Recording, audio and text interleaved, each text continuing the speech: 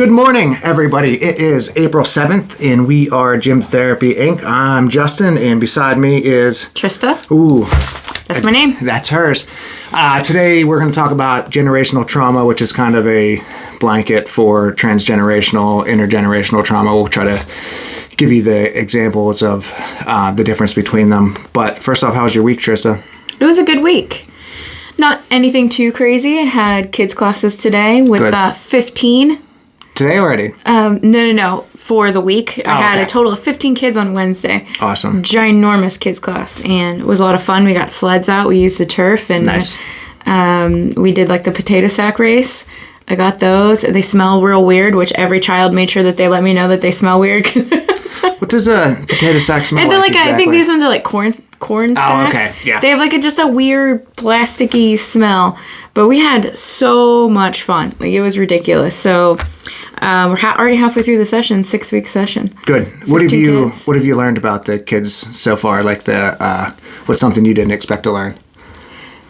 Kids are super hardworking. Yeah. If they have the right kind of influence and the right kind of environment, and how you respond to their effort. Good. You know, if you're telling them they're never doing enough, but if you're like, great job, buddy, I know you can do a little more. Like, I know you can push that faster. They will give that to you, but you have to do it in a positive way. And they love validation. Oh, yeah. Do you remember, like, being tricked when you were a kid? Like, I bet you can't run, out to the garage and grab me a drink. I wish that I had that experience. I remember just being like, go in and do it again for I was trying to get back handsprings. Oh. And I fell on my head like 8,000 times. I would leave crying. And everyone was like, it's just because your dance teacher knows that you can do it, right? Like, she knows that you can do it. I think had I had that little bit of trick, like, I don't know if you can go. I don't know if you can do another one. You should probably take a break. I'd be like, yes, I can. But I guess it's like a psychological game that you kind of have to figure out. I do it with the adults. Yeah. I kind of know what each person needs as far as that motivation and that push. And after a couple times of having them in your class, you get to understand them. As we're going to talk about that trauma, that hypervigilance, I kind of read my room very well. So I kind of use that to my benefit as being a coach, as being able to read people. Okay. And sometimes their body language a little more than I need to, just to understand things, Our mailbox was like a quarter mile away from my house, so my parents would be like, I bet you can't go get the mail in under 2 minutes. That's a good one. Yeah, right? Fair game. My week was busy. We, ServPro, we had so many jobs this week because of the flooding waters. So I just wanted to say thanks to those guys for putting a lot of effort into this week and getting some places back, some homes and some businesses back up and running within a couple of days. The Clymer and area fire departments really did a good job this week too, kind of helping people ford the rivers like you would in... Disgusting amount of water. Disgusting. It was terrible. As another person that works in the water business, I'm sure you weren't super happy with it either. Yeah, my coworker Dave, cheers to you, Dave. You did a lot this week too. I ended up taking, I didn't bring them to you because you don't eat cookies really, but I ended up taking cookies to the Clymer Municipal Authority this week. I was like, you guys are probably having a bad week, so here you go. They flooded too, right? Because they were on that street. They're bad. It was bad. Like, Tate's almost shut down. It was a bad couple of days. So, all right, let's get to it. Generational trauma. First off, what is trauma? Trauma is a response to a devastating event resulting in adverse physical and emotional outcomes. Traumatic events, we talk about this. There's like big traumas and little traumas. Traumatic events may include abuse, discrimination, natural disasters, racism, war, things like that. What do you think the difference is between like a big trauma and a little trauma? We talk about this in like physical areas, like the stub toe is a small trauma, so that stub toe could be equal to like maybe getting picked on a little bit when you were a kid, and then a big trauma is like I don't know, a broken bone, and that could be equal to like abuse, stuff like that. Yeah. I understand the correlation you're making there. It's a little bit. A little hard, but it was a little reaching, but we got it. I was trying to ask you a question, and then I realized my question was really You weren't asking a question, you were just telling me something. Yes, so I love mansplaining. It's I'm my favorite. So, generational trauma, known as intergenerational and transgenerational trauma, is a cycle of trauma that passes through families. So this is stuff that can happen to grandparents, parents, and then on down to yourself. It extends from one generation to the next. It begins when a group experiences a traumatic event together, such as like economic, culture, or familial distress. In response to people belonging to that group, they develop like physical or psychological symptoms. Kind of like a good example would be the Great Depression. Yes. How, people didn't trust banks. I know my grandparents were in their 90s, and I think my aunt had to force them to use the bank, but they still had a safe full of cash that they weren't comfortable putting in the bank. And it was a fight to actually get them to keep money in the bank. Yeah. Working at car dealerships over the years, the amount of people that were over 60 that were buying American-only cars with musty old cash that they just took out of the walls in their basement was pretty incredible. My grandfather 100% did that. He bought a brand new Colorado truck, walked in and handed them cash. See, American truck? Yeah, perfect. They used to come in and it would smell. It's funny. They bring in their little burlap sack. But can you imagine that generation, all that they saw? My grandfather didn't live through COVID, but my grandmother did. Yeah. And just that life series of, honestly, trauma just from the events that we've had throughout that. She lived for 90 to 92. 90. She lived till 90. And that's a lot of crazy major life events. Yeah, because she died, what, 22? It's been 2 or 3 years. So from the 1940s, she would have seen World War II. My grandparents were born in like 1920, 26, so they 9/11. Like it's a crazy amount of trauma they've seen. And I remember, before she passed, that's when COVID happened, and they were in the home and they were stuck there, and just how traumatic that experience was for people. What a way to go out! Born during World War I and died during COVID. Crazy. Yeah. Some symptoms, though, that you can get over the years. You have difficulty managing stress, regulating emotions, negative thoughts and feelings, anxiety, depression, heart disease, and, of course, PTSD would be the big one. And we give the greatest generation and we give the boomer generation a lot of shit for not having mental health at the forefront of their discussion, or like parenting or things like that. But most of these, they were just trying to survive. That, and you're products of who raises you as well. Sure. And if you have no really tools in your tool belt to fix a lot of them had extremely strict parents, or let's call it what it is, probably abusive parents, physically abusive parents. By today's standards, correct. 100%. Yeah. So they then made it a little bit better, but then still used some of those same practices with their children. And then the next generation did it a little bit better, but still used some of those practices. And looking at things like anxiety that you can pass down from generation to generation. Like, it's a real thing. They ask you, do you have anxiety in your family? Is there depression in your family? These are things that are passed down for generations. And a lot of times they didn't even know they had anxiety or depression. So when you get someone now at 30 or 40 years old thinking they're the only one that has it, when in reality their family had it, they just probably ignored it. Mm-hmm. I know that my grandmother was prescribed cigarettes for anxiety. Awesome, right? Not great. She smoked those Moore cigarettes. They were like brown and it came in a green package. She always would sit at the table and smoke them. Just judge me for walking past or driving past her house too fast and getting dirt on her laundry. She was hanging out. Did you ever watch some of those commercials of like really old cigarette commercials? And how they made them like so sexy, and they sold cigarettes to all the Marlboro Man's a sex symbol. Yeah, it's so weird. And you watch them now, and you're like, what the hell was happening? Yeah, it was a wild time. In the back of a Playboy magazine was like Coors Original and Marlboro Reds. It's back when we were a society. Marlboro Red Points. I wonder if those are still a thing. I don't know. Where you can still get a magazine and buy stuff out of them. Get your T-shirts or your jean jacket. Oh. If you smoke all those cigarettes, you probably deserve a jean jacket. It was crazy how they use advertising to manipulate people, but that's a whole different podcast. Yeah, that's different. So generational trauma occurs through biological, environmental, psychological, and social means. So some evidence suggests that generational trauma can happen in the uterus, for example. A fetus being exposed to chemicals involved in maternal stress that impact future development. So I have a great family. We grew up slightly poor, but just enough to learn how to value things. Nothing, I don't think it was traumatically poor or anything like that. We never did without anything. We always had food. We always had clothes. But when I was negative 6 weeks old, when I was 6 weeks before I was born, it was October 2nd, 1983. My mom got a phone call. Now, I was born November 18th, 83 for context, so 6 weeks before I was born. My mom got a phone call that there was something wrong with her dad, and she needed to come to her house. My mom said that she drove over there, and when she pulled in, she saw a hearse. So the first thing she asked was, "Is my dad okay?" And she's so embarrassed about that too, because she asked that question. But I mean, and she found out that he had passed away during that. And my mom always said that I couldn't deal with my dad's death because I was so close to giving birth to me. So obviously she wanted to save me. And I think that has to do something with what's quote unquote wrong with me.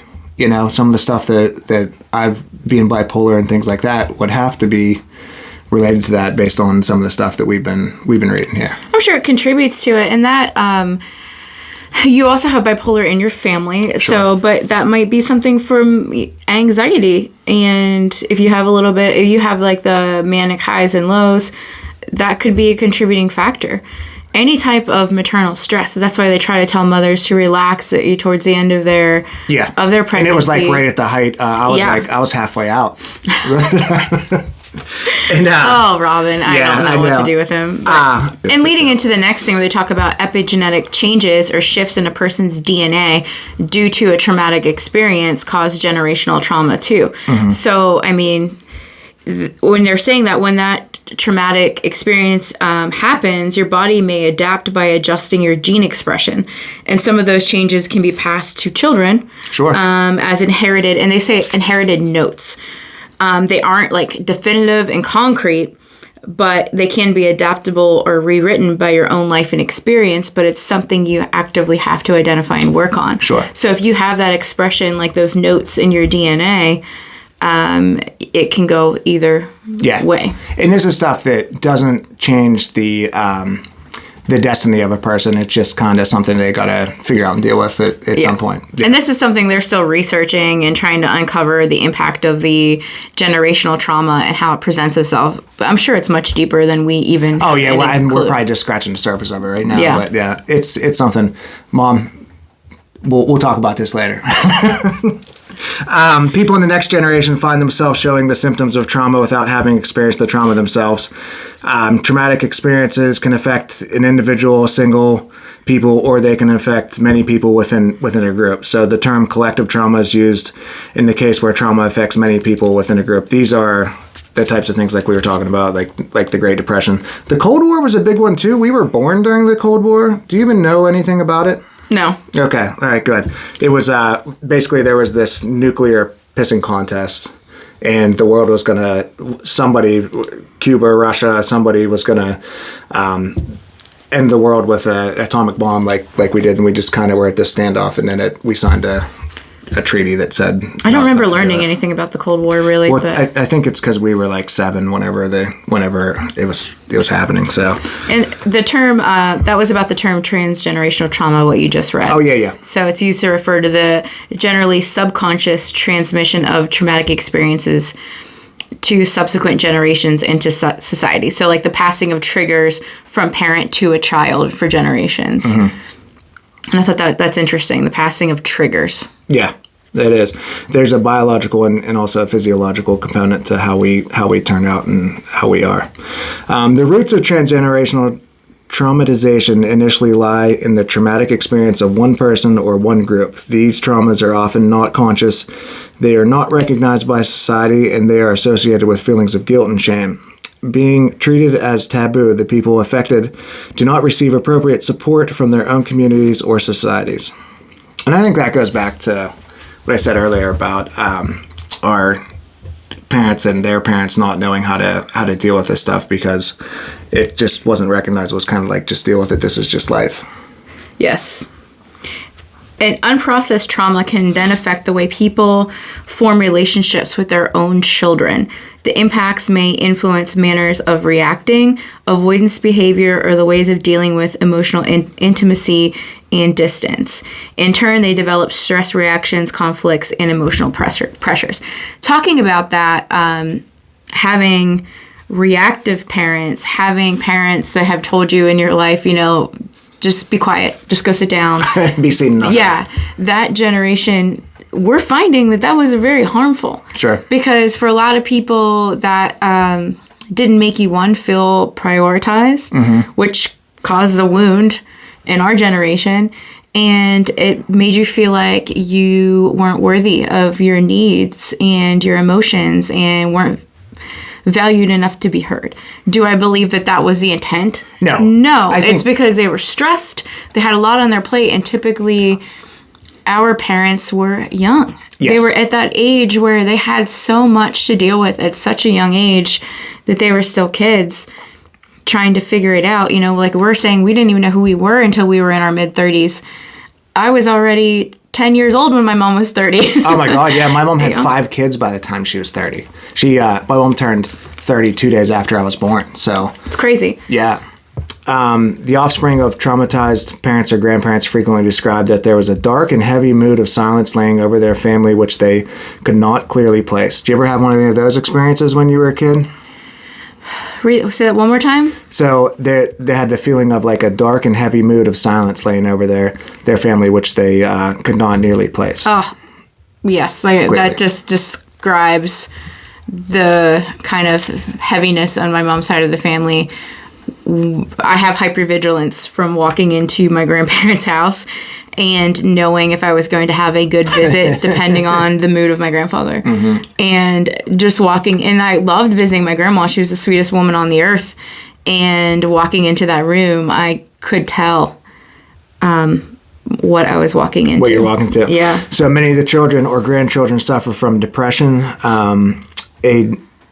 anxiety, feelings of helplessness, shame, deep insecurity, feeling lost in the world, or repressed anger. That, ouch. Yeah. That, wow. If you're listening to that, it's depression, anxiety, feelings of helplessness, shame, deep insecurity, feeling lost in the world, or repressed anger. Helplessness, shame, insecurity, feeling lost, all of those things were things that I have worked through in the past 3 years. Good for you. Literally wound healing, because I struggled with all of those things to the point where, I had suicidal thoughts going through that. That's really crazy to actually see that on paper and in research. Mm-hmm. What about the repressed anger, though? The repressed anger, I think, is a lot in middle-aged men, probably men of all sorts. Yeah. They always want to say stuff like they're the Hulk, like, you don't want to see me when I'm angry. Like, a lot of guys will be like, when I fight, I black out, and stuff like that. That's not normal. That's not how you should be. Never had really repressed anger. I was never really angry about it. I just felt helpless, like I was never going to be able to change it, and I would never be able to change my outcome. Does that make sense? Yeah, and I think anger is just the other side of the coin of sadness.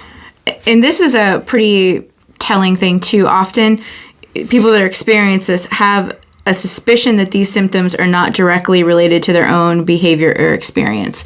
And for a long time, I always thought that this was I'm like, this has to be deeper. Why do I feel these wounds? But then when you start looking back and you're looking on your parents, where did I pick these beliefs up? Where did I pick these ideologies up? Where did I pick these behaviors up from? And then you start seeing your parents as human beings with their own trauma, with their own life experiences. Oh, absolutely. And you start digging. You're like, okay, that's a passed down feeling. That's a passed down thought pattern.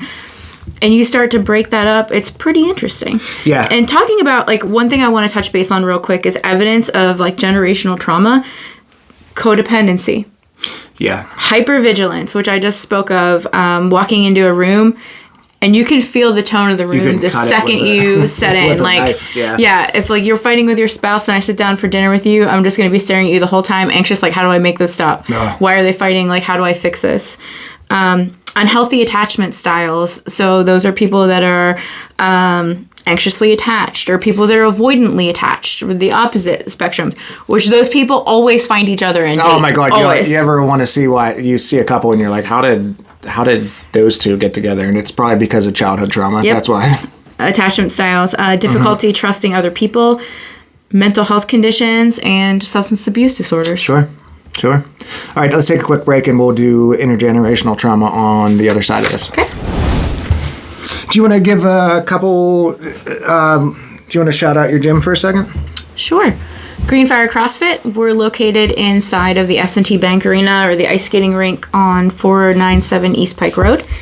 We always do your first couple classes free. We have group fitness classes. We do personal training.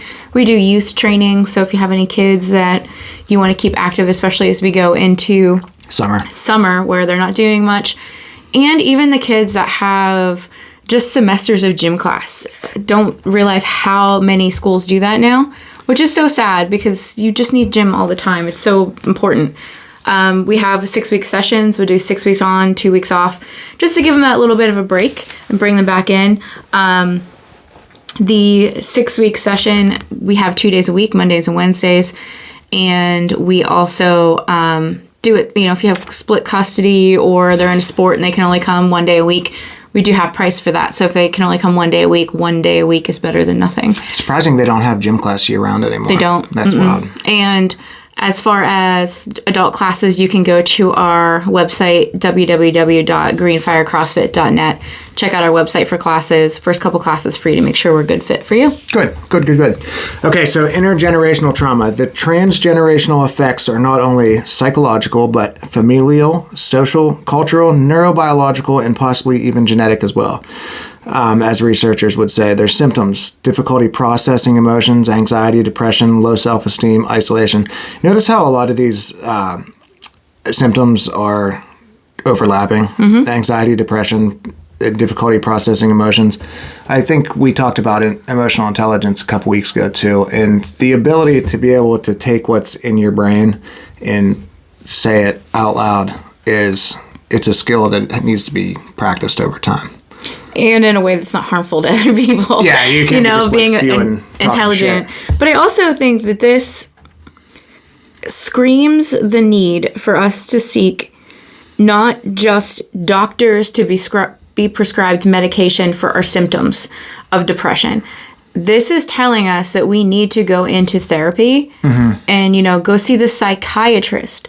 Have conversations about the feelings, your experiences, talk about your childhood, or different traumas that you have in your life, and not just treat the symptoms that you're going through. Yeah, just taking Xanax and pushing it down is probably not a great idea. Because I think they just completely keep resurfacing if you don't heal them. Yeah, I think we need to do an episode sometime on psychological terms, mental health terms, so people can kind of get a better grip on what is a psychologist, what is a psychiatrist, what is psychotherapy, what is cognitive behavioral therapy, EDMR, that sort of stuff. I think that's a good idea. Thank me for that idea.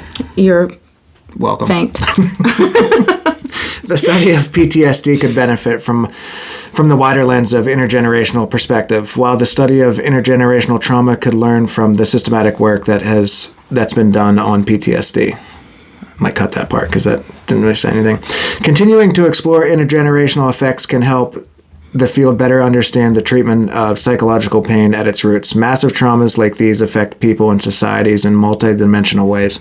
We talk about stuff like Jim Jones in the Waco, Texas, and that stuff too. If you do some research, there's a great book called The Boy Who Was Raised as a Dog. It has a chapter on the kids in Waco, Texas, and how they turned out. Another thing I would think about as you're reading that, the effects on massive traumas. We watched the documentary about the shooting in Las Vegas, the mass shooting in Las Vegas. How wild was that? It was heartbreaking. And there was a lady there who was a 10-year breast cancer survivor. Went to her first big event to celebrate being cancer-free, and she got shot in the face. And it was one of those things when you're watching it, like your stomach is just sick. Like, how can someone do something like that? And then my brain also turns like, what happened to this person that can do this to other people and inflict this harm on other people? What did they endure in their lives that they could go do this to other people? One of the scariest parts about that was he no one knows why. Like, no. Did he have a break? Like, I don't think you can have... It had to be premeditated because of the amount of guns and the amount of things he had. So it wasn't like he had a psychological break and grabbed, his handgun or his hunting rifle or something like that. He took time to set it up. But, like, I don't know what he was doing. It was one of the scariest things. And the way he escaped... And did he die? Did they kill him? No, he did to himself. Oh, he killed himself. Yeah. Oh, that's not good. And it was one of those things they just never have the answer for. Yeah. And you think about that, like, to performers. Like, was it Jason Aldean? Mm-hmm. He was a mess for a long time from that. And can you imagine the fear that man probably feels every time he steps onto a stage, even if it's just for a split second? Oh, my God, yeah. Of just wondering, like, could someone do this again? I'd probably never go back to Las Vegas if I were him. Right. I don't think that was. I think you have to eventually accept that bad things can happen anywhere, but it makes you think twice about large group settings. And I think as I'm getting older, I get a little bit more nervous in very, very large settings. Yeah, New York City I had a lot of anxiety there. All right, so there are those who have reported high rates of perceived discrimination have also had higher rates than others of uncontrollable hyperarousal, feelings of alienation, worries about the future negative events, and perceived other dangers. I think racism is a tough topic for trends and intergenerational trauma. A common thing that people say is you weren't like today. People weren't slaves or anything. So what do they have? What do they have to be mad about? That's something that comes up a lot. Arian Foster, who was an NFL running back, told this story when he was about 12 years old, and he's probably our age. So when he was about 12 years old, a cop pulled them over, him and his dad, and made them get out of their car, searched the car, threw all their stuff out on the ground. And they had nothing in their car that was illegal or anything. He threw all their stuff out on the ground, and then when he couldn't find anything, just drove off, and just left them him and his dad. And his dad was probably 30 or so, 30, 35, 40, and just left all their stuff on the road. And it was the whole reason they pulled him over was just because they were black. When I lived in Baltimore, I moved there at 19. Okay. So super young, had really no outside knowledge of people that didn't look like me, right? We grew up in this area. It's pretty whitewashed. Moving there, I was hanging out with someone. He was driving me to work, and he was black. He drove an Escalade, and a cop got behind us, and we were like having fun, singing on the way to work, and immediately his whole entire body like tensed up. That hypervigilance. And I'm like, what's wrong? And he's like, there's a cop behind us. I'm like, well, we're going to work. Like, we're not doing anything wrong. And he's like, you don't understand because you have never lived it. DWB, right? Yeah, and you're white. And I felt like, you just feel like the blood drain out of your body. And you feel embarrassed. Embarrassed because you didn't know that.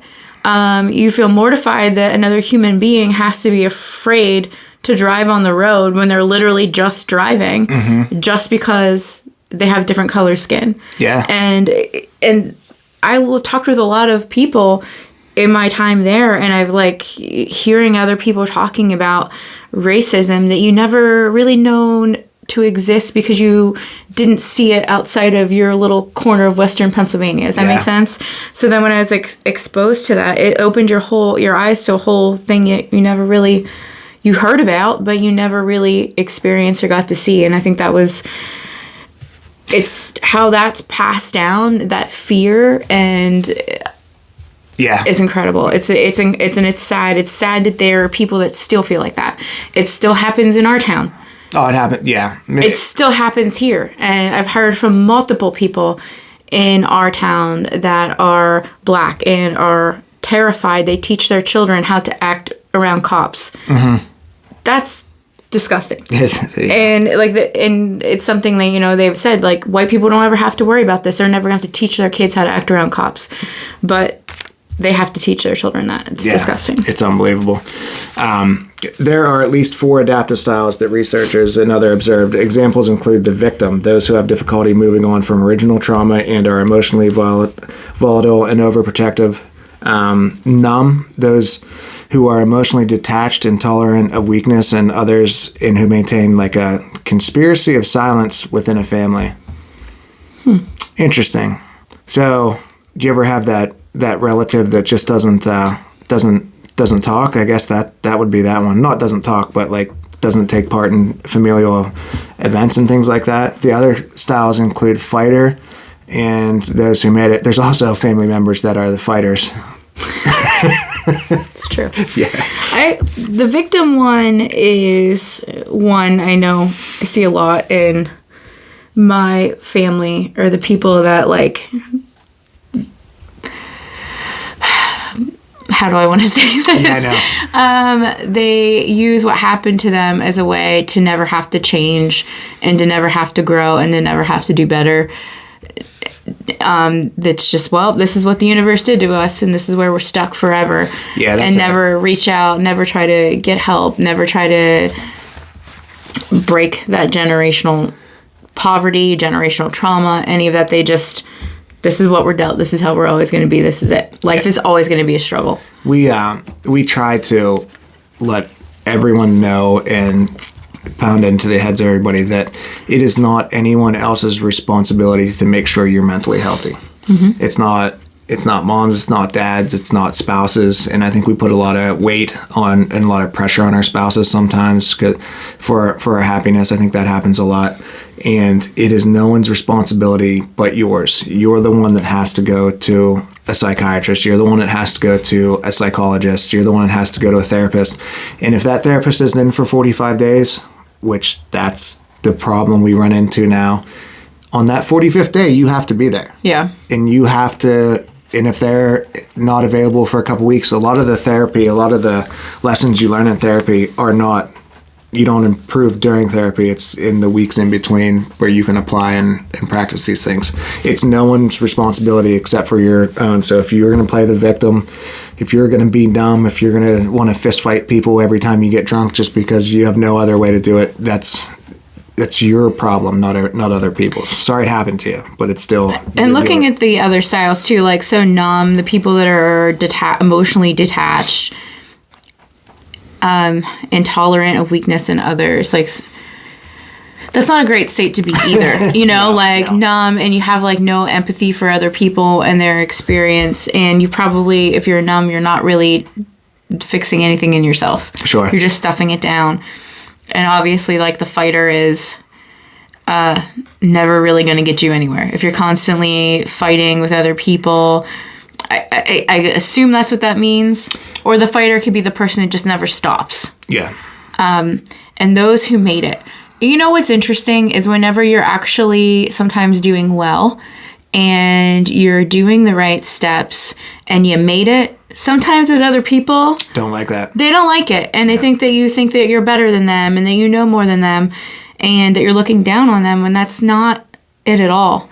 And I've had people say that about me and my family. It's like, oh, she thinks she knows everything. No, I don't. That's why I'm sitting here researching these things and going to therapy and learning more about my traumas and my past so that I can live a peaceful life. Because I want, like, there's nothing more that I want and then to, like, quiet the demons in my head telling me that you're not good enough, you're never going to be able to do this, all of those negative things in your head that you want to quiet. You can do it. It just takes practice and it takes work. And you can will yourself out of a lot of situations by doing the work. And we still have some of these bad habits today. We're obviously not perfect, but one of the things I've learned about myself after doing a lot of this research is, like, I've played all these parts at some point or another, you know? But this scenario is part of a legacy that researchers term as shared stress, the feeling that you have to manage everything within your own community because you don't know what you'll encounter in a society at large. This can lead to a general distrust of others outside the group, particularly those from historically oppressive groups, along with within the group. Insularity. That's a big word. I might have to Google that and see what it means. So that's basically just saying that you distrust people that aren't inside of your circle. Your relative circle, yeah. Okay.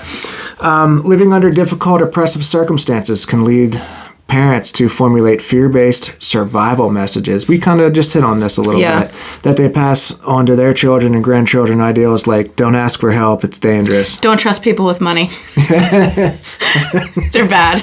Yes. I have a general disdain for people with money. I don't know. I don't know why. I think I'm jealous as well. It's a passed down thing. I'm serious. Yeah. I said I grew up poor, so that's why I don't like people with money, so... Unless you want to give me some. So while the messages may have initially helped people stay alive, in the present they are often irrelevant and may even increase people's interpersonal vulnerability. Fear of personal disclosure and not trusting mental health care providers, for example, is exactly why it is so hard for trauma survivors to seek and accept support. That's interesting. To not trust people, don't trust people, they don't know what they're talking about, and that's passed down. Then when you actually have a licensed professional in front of you, you still, and a lot of people, when you talk to them about therapy, they're like, well, I don't really tell them about my childhood. One of the first things my therapist that I actually really liked and felt like I was going forward with, she said, tell me about your childhood. And I was like, oh, no one's ever asked me that. Why? Yeah. I had 2 other therapists never ever asked me what my childhood was like.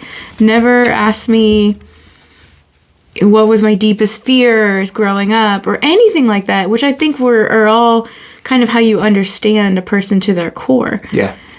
My therapist, her name's Kathy Moore. She just got married, and now her name is Kathy Moreland, which I think is pretty interesting. That's good. But we're one thing we're slowly coming around to is some of my negative core beliefs, like some things that I didn't know I actually thought about myself. But we kind of dip into that stuff slowly. I think she purposely does it. We talk about what's going on, how's work, how's relationship, how's this stuff going, and then every once in a while we cross that thing because I think she knows if we talk about it directly on, I'm just gonna avoid it. So I think she tricks me into answering questions. I mean, that's probably because she knows you and knows that you will bullshit your way around it. Yeah. That's a good therapist, though. That's what they're supposed to do, is drive the conversation. And I've had some where you feel like you're doing all the footwork and you're like, why am I giving you money for me to lead the conversation? Yeah. I'm more than happy with her. I'm lucky to have found her, and the nice part about it was the first therapist I went to. I never had to go through that chase, I guess. I mean, and I had one really bad experience that almost made me never go back. Yeah. And then I'm so glad that I did give it a second chance or third chance, I guess, because my current therapist is awesome. Good. And I look forward to seeing her every single time I see her. And I don't feel... There are days that I cry leaving, but I didn't feel like damaged and broken. I felt like I was just releasing things that I needed to release. Yeah. Sometimes she'll say to me about, she'll say, you're a good person, or you have this or that. And I'm like, you have to tell me that because you're a therapist. And then I have to, flip it and be like, no, she's telling me that because she means it, which is big. Well, and another one, too, is, seeking, different styles of therapy. I started seeing Jerry Ann. What is the name of her business? Jerry Ann Wagner. And I'm trying to remember. It's Guided Awakenings. Yes. Yeah. Thank you. You're welcome. Fantastic. She does some somatic healing, which does with breath work. And she asks you at the beginning, what are some limiting beliefs? And in the middle of this, you're laying on the floor, you're vulnerable, and she's has this music playing, and you're doing these breathing exercises, and then you wake up and there's a mirror in your face. No way. And you have to look at yourself and tell yourself the thing, the opposite of your limiting belief. And that was probably one of the most releasing moments I've ever had. Really? I've referred gym member clients that I knew were struggling too with like limiting beliefs, and hey, go see her, she's great. Yeah. And every single person that came back was like, that was fantastic. Yeah. I felt like such a relief. So if you struggle with sit-down therapy sessions, there's also different things that you can look at, and somatic's a good one. Jerry Ann, I was curious. I didn't want to know what Reiki was all about, and the thing she told me whenever after our session was, maybe you'll let me in next time. She's the best. I just love her. And it's been 2 years, and I never went back, so that's cool. Researchers have found that there are direct effects of the ways that parents, specifically mothers, communicated with their children about the experienced trauma, such as maintaining silence or expressing hope that such an event would never occur again. Specifically moms, I think there's a special relationship between boys and moms, just like there is, we all have our different types of relationships. I don't know. I talk pretty openly to both my parents now, where I never would have as a young person. It's not like their fault, but there's just certain things I wouldn't say. Now, with having Google so readily available to you now, do you think that helps or hurts kids talking to their parents about stuff? That YouTube, TikTok probably doesn't. There's not a lot of room with connection unless it's forced. Sure. And forced might be not the greatest word, but like, you have to make time for it. You kind of have to enforce it. Like, hey, at the table, this is where we're going to talk about XYZ, your day, what you did today, what you learned today, what you're grateful for. And if you don't, I think those times and days slip away. Yeah. And it's more just, they'll seek other. I mean, and you think about when we were teenagers too, we weren't really asking our parents for advice. I don't think we were dodging it in every way possible. Mm-hmm. I'm the youngest of 5, and every summer we had 3 cousins stay with us too. So there'd be like 2 beds in our room with 2 people sleeping in each bed and a couple sleeping on the floor and stuff. So my parents were always took in strangers and stragglers. Like we always sat around the kitchen table and talked, and so. But I never volunteered a lot of information because it was like they had so much stuff to deal with already. I didn't want to add to it. Yeah. So, but not to say I didn't. I learned a ton from them just by sitting around and observing the stuff there too. So my parents was a little bit opposite. My mom had to work, and my dad was out of town working. So we were typically, latchkey kids. We had to let ourselves in the house, make the dinner, have it ready, and then we went to our sports and came home at night, and you had like an hour and a half, 2 hours before bedtime to actually see your parent, and that's when they were trying to do the laundry, clean the house, do the chore list. And it was tough. So on the weekends when my dad was home is when we tried to do stuff together as a family, but they also tried to balance their time as a couple. Sure. Like that's a delicate balancing act. So a lot of the times, like we probably didn't have a lot of communication connecting, but we did have like family movie nights where we would sit and watch that, or mom went somewhere with the girls and dad made us watch Nightmare on Elm Street. Those kind of things we had those, but I think, the times were different for us as far as like communication and sitting down, but we were the house too that all of the cousins came to. Yeah. And we were like the group house, and even though by the time we were like teenagers, we were always at someone's house, like hanging out. So my dad retired when I was about 12 years old because he had polio. So he went through what's called post-polio syndrome. So and he was our baseball coach. I got to spend a lot of time with him, but a lot of our conversation was just conversation. It wasn't like, how you feeling? Because he would say, for an example, later when you'd leave, he wouldn't say I love you. He'd say drive fast. That was just kind of things we just his joke. We knew that we had a good relationship. We didn't have to like express it. So interventions, improving family communication, reducing family conflict, teaching kids substance use resistant skills. I never really thought about having a mental health intervention with somebody. I think that's probably... It can go a lot of ways. Yeah. I don't know how I would feel about the family circulated to tell me I'm not doing well. I mean, I think it's a good coming Drugs, from a yeah, good place.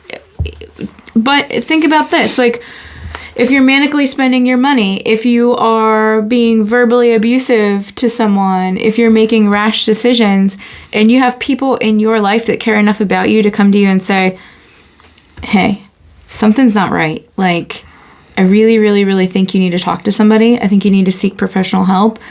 Like, that speaks of how much people care for you. That's so scary to tell someone that they need to seek professional help or to hear it. But it shouldn't be that scary. You should start to seek this stuff before the wheels fall off. And I think a lot of people don't identify that they're falling off, though. Sure. You know what I mean? And it's fun in the moment when you're just living recklessly, doing whatever you want, and not thinking about the consequences. And then when you're faced with all of these things in a row, where these are the consequences to your own actions, is when it becomes real. And sometimes it's too late, you know, like where you have DUIs, where you've spent all of your money, where you've, lost your house because you were gambling and not paying on it. Yeah. Those are things that if people see you going down this spiral, instead of just staying silent, which a lot of people do, especially, when you don't want to rock the boat with someone that you love that's struggling with addiction, and you tread around them very lightly because you don't want to be like a big reactive response, but you know that they're using again, right? Like, it. Mm-hmm. And then you just tread around it. And then before you know it, they're back into full blown addiction. It's one of those things that when you care about people, you speak up where you have to. And it's hard. It's very hard. And sometimes that caring has to be also a boundary. Yeah. If they're not willing to work on it or to change, that you can love someone through distance too. Mm-hmm. And that's a hard thing. I've learned too from a friend, whenever you suspect somebody's using drugs again, and they're using drugs, and they try to come at you with prove it. I don't need proof to know you're doing. Like, it's pretty obvious. So it's about finding an age-appropriate balance that provides children with context of the original trauma, while at the same time providing them with familial pride and coping strategies to deal with prejudice if they encounter it. So this is when I would like to say thank you to my family for being the family that they are over the years. I think that having bipolar 2 and some evidence of bipolar 1 based on the ADHD test I just took, my life could have turned out a lot differently than it did. And I think some of the reasons I'm able to maintain a healthy relationship with the world and being an average adult comes back to the parenting and that my entire family did with me, not just my mom and dad. Yeah. So thank you guys. How about that? You'll never make it to the end of this video anyway, so you won't hear that. Yeah, I agree. And I think just, for my parents, I appreciate that they understand that I'm looking at this as a way of learning and to do better. Sure. And it has nothing to do with thinking they weren't good parents, because they're great parents. Yeah. It's just learning how I can show better for myself and heal those origin wounds and become a better, I guess, resource for other people, in my community. And be a good resource for maybe younger people in my family of like, hey, well, if she can do X, Y, Z, like, we can do these things too, and we can learn and we can all heal. Because there was a lot of trauma in my family. Sure. Both sides of my family. I think everybody has it. And I don't think that's something you need to be embarrassed about. I think it's something you need to deal with. And hopefully, mom and dad and brothers and sisters and stuff like that, this will help you guys deal with some of the stuff that you had to deal with when you were kids too. It's sometimes reflect on how your parents parented. And, grandparents are born in the 20s. They were just trying to survive. So it's like... I think it's important too, if you're a person that has caused trauma to someone and you know that you have, that you take accountability for it. Sure. And if it's appropriate, reach out. And apologize and, take accountability for the things that you've done to other people and learn from them and do better. Mm-hmm. So, think that's all I got. Yeah, no final words. Nothing. Get outside. It's going to be beautiful. This week's going to be in the 70s, so take advantage of that. Go to the gym Monday and Wednesday, Justin. Yes. Okay. Accountability. Writing it down right now. All right, guys. Thank you so much for sticking around with this, and we love you guys. Love you. Bye.